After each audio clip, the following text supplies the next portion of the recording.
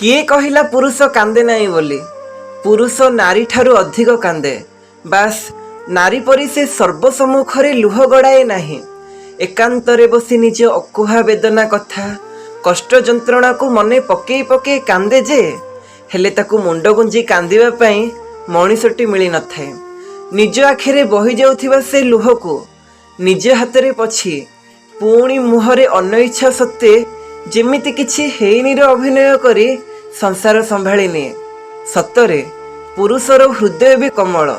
थरुटिए से हृदयर गभीरता को मापी देखंतु तेबे जाई तार भावना जंत्रणा को बुझी पारिबो।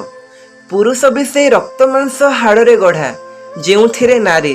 तेबे केमिति भाबुचंती कि पुरुष को कष्ट जंत्रणा हुए नहीं कि से कांदे नहीं बोली।